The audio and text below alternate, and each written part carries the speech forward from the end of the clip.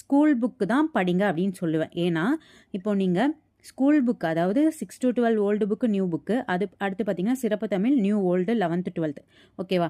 So இதை நீங்கள் படிச்சிங்க அப்படின்னாலே உங்களுக்கு 75 to 80 கொஷின் தமிழில் கண்டிப்பாக அட்டன் பண்ண முடியும். ஸ்ட்ரைட்டாக கொஷின் வரலனாலும் உங்களால் மேனேஜ் பண்ணி 80 கொஷின் அப்படிங்கிறத உங்களால் எடுக்க முடியும்.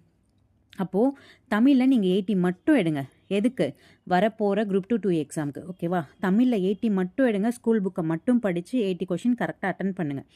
மேத்ஸில் ஒரு 22 to 25 நல்லா ப்ரிப்பேர் பண்ணிங்க அப்படின்னா 25 கொஷினே போட்டுருங்க. அப்படி இல்லையா ஒரு 20 கொஷின் ஒரு 22 கொஷின் போடுங்க. 20 கொஷினே போடுங்க சரிங்களா. தமிழில் 80 மேத்ஸில் 20 போடுங்க. ஜென்ரல் ஸ்டடீஸில் சமச்சீர் புக்ஸை நல்லா தெளிவாக படிச்சுக்கோங்க. தென் பார்த்தீங்கன்னா நம்ம ஒவ்வொரு சப்ஜெக்ட்க்கும் வந்து இந்த ஸ்டாண்டர்ட் புக் படிங்க அப்படின்ற மாதிரி நம்ம சேனலே வீடியோ கொடுத்துருக்கேன். ஸோ அந்த வீடியோவை பார்த்து அந்தந்த சப்ஜெக்ட்க்கு அந்தந்த புக்கை வந்து ப்ரிப்பேர் பண்ணிக்கோங்க. ஸ்கூல் புக்ஸ் தான் ஃபஸ்ட்டு மெயின் சரியா. அதில் கொஷின் கேட்கல அப்படின்றதுக்காக நம்ம அதை விட்டுட்டு மற்றது வந்து படிக்க முடியாது. ஃபஸ்ட்டு நீங்கள் ஸ்கூல் புக்கை வந்து படிச்சிருங்க.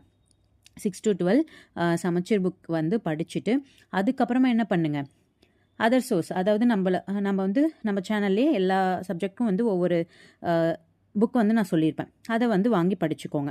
அப்போ மொத்தமாக பார்த்தீங்கன்னா ஜென்ரல் ஸ்டடீஸில் ஒரு 55 கொஷின் கரெக்டாக அட்டன் பண்ணுற மாதிரி 75ல் ஒரு 55 எடுக்கிற மாதிரி நல்லா ரெடி ஆகிடுங்க.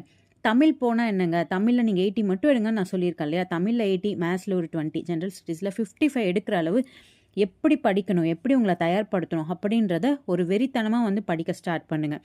இது வரைக்கும் நீங்கள் படித்த விஷயங்களை நல்லா ரிவிஷன் பண்ணுங்கள். நிறைய டெஸ்ட் அட்டன் பண்ணி பாருங்கள் சரியா.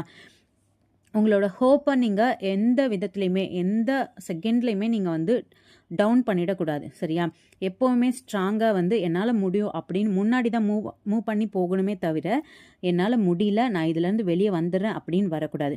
நிறைய பேர் வந்து இப்போ குரூப் 4 எக்ஸாம் முடிச்சதுக்கு அப்புறமா இந்த டிஎன்பிஎஸ்சி ஃபீல்டே எனக்கு வேணாம் அப்படின்னு கூட யோசிப்பீங்க. பட் அப்படி நினைக்காதீங்க. அடுத்து உங்களுக்கு ஒரு ஆப்ஷன் இருக்குது குரூப் 2, அதை ட்ரை பண்ணி பாருங்கள். ட்ரை பண்ணி பார்த்துட்டு உங்களால் முடியுமா முடியாதான்றதை அப்போ நீங்கள் டிசைட் பண்ணுங்கள். நடுவுலையே வந்து என்ன பண்ணக்கூடாது, விட்டுட்டு நான் போகிறேன் அப்படின்னு போகிறது மிகப்பெரிய தப்பு. ஸோ தமிழுக்கு வந்து ஸ்கூல் புக் மட்டும் படிங்க. கண்டிப்பாக வந்து 80 எடுக்க முடியும். மேத்ஸில் 20 ஜென்ரல் ஸ்டடீஸில் 55 அப்போ டோட்டலாக பார்த்தீங்கன்னா ஒரு 157 வந்து வந்துடும் உங்களுக்கு. லக்கில் ஏதோ ஒரு 3 கொஷின் வந்தால் கூட உங்களால் வந்து 160 எடுத்து குரூப் 1 ப்ரிலிம்ஸ் கிளியர் பண்ணி நீங்கள் வந்து குரூப் 2 ப்ரிலிம்ஸ் கிளியர் பண்ணி நீங்கள் என்ன பண்ணிடலாம், மெயின்ஸ்க்கு வந்து உங்களால் மூவ் ஆக முடியும். ஸோ ஹோப்பை டவுன் பண்ணிக்காமல் கான்ஃபிடென்ட்டோட படிங்க.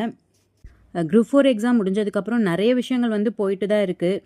பட் எக்ஸாமில் வருமா அப்படிங்கிறது டவுட்டு தான். ஏன்னா இதற்கு முன்னாடி நிறைய விஷயங்கள் நடந்திருக்கு. அப்போல்லாம் வந்து எக்ஸாம் வந்ததில்லை. சப்போஸ் வந்தாலும் அது நல்லது தான். வரலனாலும் நம்ம அடுத்து